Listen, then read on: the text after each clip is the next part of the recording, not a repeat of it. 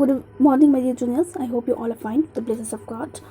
Now, let's discuss the summary and external questions of Unit 10, Specificity and Mechanism Action. So, summary. The first point. Enzyme are protein that catalyzes the biochemical reactions by lowering the activation energy. Enzyme increase the rate of the reactions but do not alter the equilibrium point. क्या बोला है कि enzyme जो है ऐसा proteins है, enzymes ऐसे proteins हैं जो बायोकेमिकल रिएक्शंस को कैटलाइज कर सकते हैं उनके एक्टिवेशन एनर्जी को घटा करके, यानी उसके एक्टिवेशन एनर्जी को लोअर करके वो बायोकेमिकल रिएक्शंस कैटलाइज करता है. एंजाइम जो है वो रेट ऑफ रिएक्शन को इंक्रीज भी करता है बट इक्विलिब्रियम पॉइंट को अल्टर नहीं कर सकता, यानी इक्विलिब्रियम पॉइंट को वो चेंज नहीं कर सकता.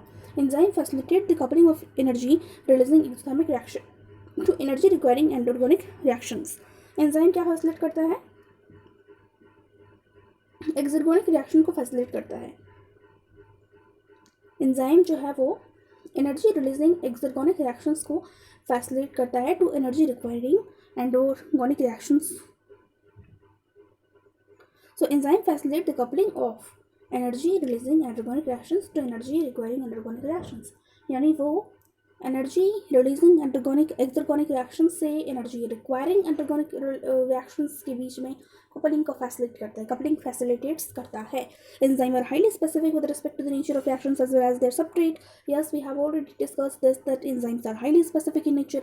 एंजाइम जो होंगे वो काफ़ी स्पेसिफिक इन नेचर होंगे, वो रिएक्शंस टू रिएक्शंस वेरी करेगा एंड सबस्ट्रेट्स के अकॉर्डिंग भी ये काफ़ी स्पेसिफिक होता है. यानी इनका जो नेचर ऑफ रिएक्शंस है और इनका सबस्ट्रेट है, ये दोनों ही स्पेसिफिक है.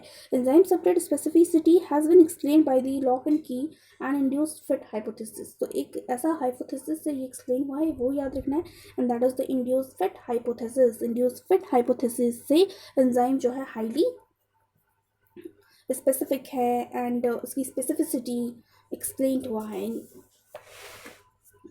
Now moving toward the next point, and that is the reaction by the enzymes are facilitates on the basis of the proximity and orientations of side chain of the substrate and enzyme. Acid base catalyzed by the side chain of the charged amino acids of active site and by the covalent interactions between the enzymes and the substrate. उसके बाद का जो point है, change in the concentration of enzyme substrate pH and temperature influence the rate of the enzyme catalyse reaction से याद रखना है कि अगर कंसंट्रेशन ऑफ एंजाइम चेंज हुआ, सबस्ट्रेट चेंज हुआ, पीएच चेंज हुआ, टेम्परेचर चेंज हुआ, तो ये सारी चीज़ें क्या करेगी? रेट ऑफ एंजाइम रिएक्शंस को इन्फ्लुएंस करेगी, यानी उसकी वजह से रेट ऑफ रिएक्शंस जो है वो इफेक्टेड होगा, इन सारी कंडीशन से इफेक्टेड होगा. कंसंट्रेशन ऑफ द एंजाइम की चेंज होने से, सबस्ट्रेट चेंज होने से, पीएच, टेम्परेचर, इन सारी चीज़ें चेंज होने से. Some enzyme require additional factors like the cofactor for the catalytic activity. कुछ ऐसे एंजाइम्स होते हैं जिनको एडिशनल फैक्टर की रिक्वायरमेंट पड़ती है अपने कैटालिटिक एक्टिविटी को कंटिन्यू रखने में, और वो जो एडिशनल फैक्टर है वो है कोफैक्टर. वो एडिशनल फैक्टर है cofactor. Prosthetic group organic cofactors होते हैं और अपैरेंटली बाउंडेड होते हैं एंजाइम्स के साथ में. वो एंजाइम्स ऑर्गेनिक कंपाउंड है लेकिन उनका जो एसोसिएशन है वो क्या है? वो ट्रांजिएंट है. उनका जो एसोसिएशन है वो ट्रांजिएंट है. एंजाइम जो है मेटल आयंस से भी उनको ज़रूरत पड़ती है. एंजाइम्स जो है they also require metal ions for their activity. Allosteric enzymes are oligomeric and have more than one active site, where the allosteric effector molecule influence their enzymic activity.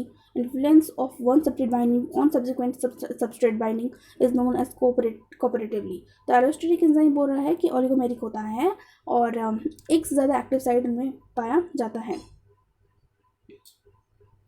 The last line of the summary, enzyme activity can be estimated by different procedures such as the spectrophotometric, fluorometric, isotopic leveling method. तो ये कुछ methods बोलेंगे जहाँ पर हम estimate कर सकते हैं different procedures enzymes activities का. Now moving toward the terminal questions. The first terminal question is what is activation energy? ये बोला है कि activation energy क्या होता है. तो activation energy the energy required to start a reaction. कोई भी रिएक्शन हो, जब वो स्टार्ट हो रहा है तो उस रिएक्शन को स्टार्ट होने में जो एनर्जी लगा that is called as activation energy. यानी कोई भी रिएक्शन हो रहा है उसको स्टार्ट होने में जो टाइम लग रहा है that is activation energy. Biological system में एक्टिवेशन एनर्जी को घटाया जा सकता है. It can be lowered by the help of enzyme. यानी अगर हम किसी एंजाइम का यूज़ कर रहे हैं तो हम एक्टिवेशन एनर्जी को घटा सकते हैं, यानी उस प्रोसेस को हम स्पीड अप कर सकते हैं उसके एक्टिवेशन एनर्जी को घटा करके. Enzyme exhibit specificity for the substrate as well as for the reaction they catalyzes.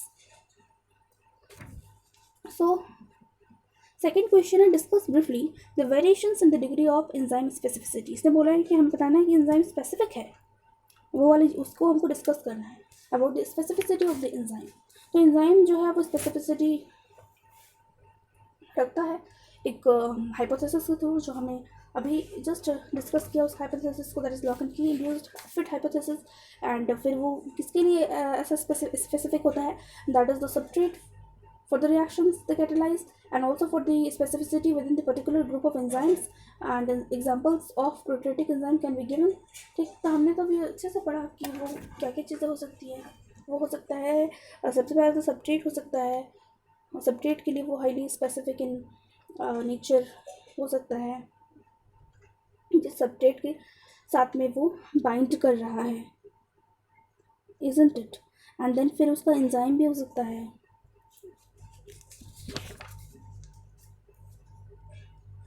Third question is how temperature and pH affect the rate of enzyme action. कैसे temperature और pH जो है rate of enzyme action को affect कर सकता है. So let's see कैसे effect कर सकता है टेम्परेचर और pH. तो temperature certain limit temperature influence करता है enzyme catalyzed reactions in the same way as it affects ordinary and catalyzed chemical reactions. As the temperature increases, the rate of chemical reaction increases when the increase in the number of the activation molecules. But when the temperature rises above a certain limit, it destroys the tertiary structure of the enzyme, causing the loss of its activity. Similarly, low temperature, such as the freezing temperature, generally inactivate the enzyme, and it therefore follows the rule that for every enzyme under a certain set of conditions, there is a temperature at which the activity of the enzyme is at maximum.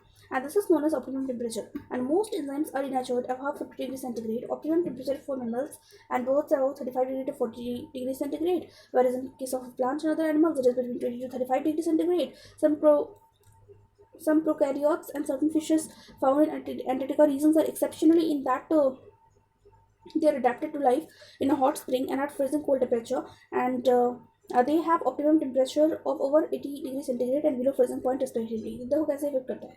सबसे पहले बोला है temperature जो है certain limit temperature जो है वो influence करता है एंजाइम कैटलाइज्ड रिएक्शन को, उसी तरह से जैसे कि ordinary and uncatalysed chemical reactions को इन्फ्लुएंस करता है. फिर बोला है कि इसका जो रिलेशन है वो इस तरह से है कि जैसे जैसे टेम्परेचर राइज करेगा ना वैसे वैसे rate of chemical reaction increase करता चला जाएगा, मतलब डायरेक्टली, लेकिन at a particular unit of time, कुछ पर्टिकुलर लेवल तक, कुछ लिमिट तक.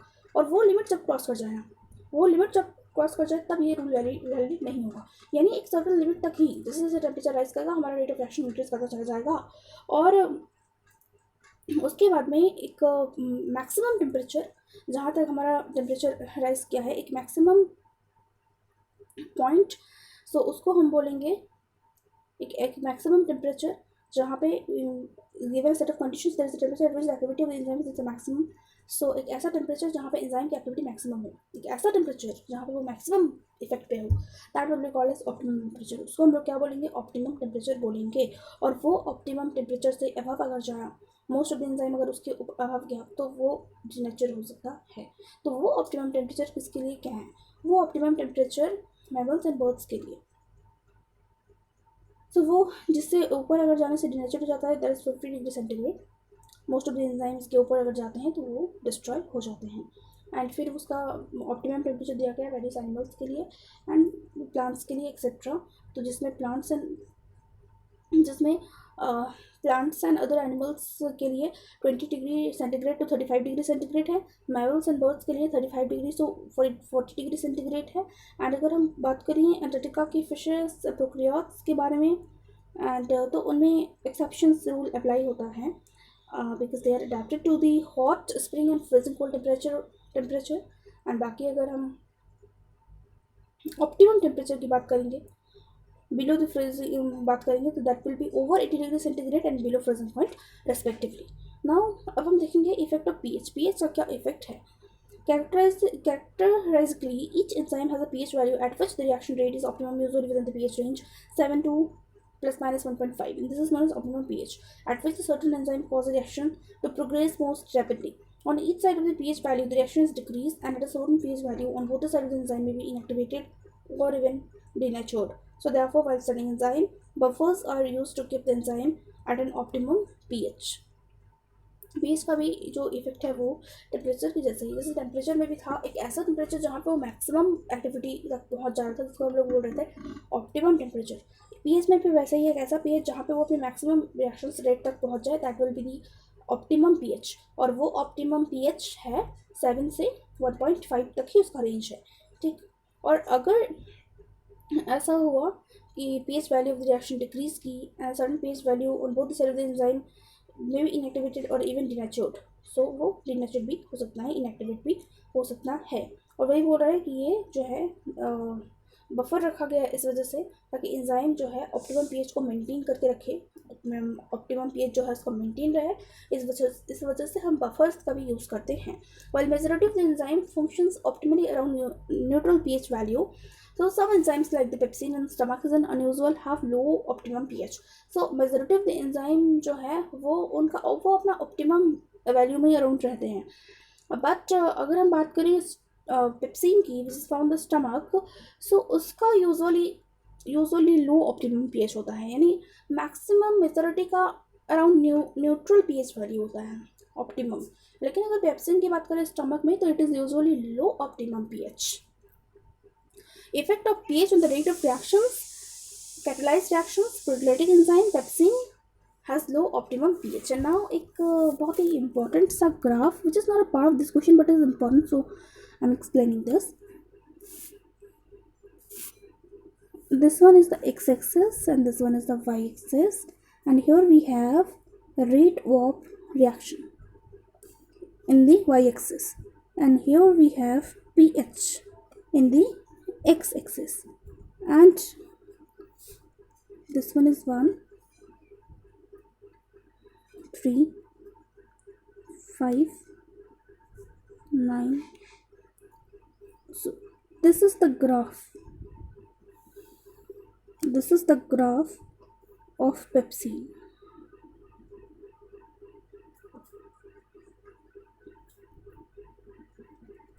And this one is a graph of most of the enzyme. Means most of the enzyme ranges between here to here, and pepsin ranges here. Okay, so this important graph. Now we will move toward the last question of this chapter, and that is explain briefly the functioning of allostetic enzyme. Explain briefly the functioning of allostetic enzyme. So, what are the functions of allostetic enzymes? Allostetic enzymes are regulated by other molecules called as effector. So, allostetic molecules किनसे regulate होते हैं? जिनसे भी regulate होते हैं उन other molecules को हम बोलते हैं इफेक्टर्स। मतलब जिन मॉलिक्यूल से वो रेगुलेट होते हैं एलोस्टेटिक एंजाइम, उनको बोलते हैं इफेक्टर्स। ये इफेक्टर्स एलोस्टेटिक साइट को जाकर के बाइंड करता है, या regulatory site of the enzyme को जाकर के बाइंड करता है, and may act as an activator और inhibitor of the enzyme actions. यानी सिंपली एलोस्टेटिक एंजाइम्स वो मॉलिक्यूल्स एलोस्टेटिक एंजाइम्स को रेगुलेट करे, दैट इज इफेक्टर। और ये इफेक्टर का काम है कि एलोस्टेटिक या regulatory site of the enzyme को जाकर के बाइंड कर लेना। इफेक्टर का काम क्या है? एलोस्टेटिक या regulatory site of the enzyme को जाकर के बाइंड कर लेना। जैसे ही वो हमें बाइंड करेगा, एक्टिवेट बाइंड करेगा, तो बाइंड करने के बाद में वो या तो एक्टिवेटर की तरह काम करेगा, या तो it will act as an activator और it will act as an inhibitor of the enzyme action. So ये इफेक्टर का काम इफेक्ट करेगा, या तो एक्टिवेटर बन के या तो इनहिबिटर बन के। उसका काम है एलोस्टेटिक एंजाइम के एलोस्टेटिक या regulatory site of the enzyme पे जाके अटैक मैंने जाकर के वहाँ बाइंड करना, एंड देन फिर वहाँ पे एक्टिवेटर की तरह काम करना या तो इनहिबिटर की तरह काम करना। So that's all for this video. We have discussed all terminal questions and the summary of Unit 10. We'll discuss the next unit, Unit number 11, in the next video. That's all for today. Thank you everyone, and don't forget to subscribe my channel.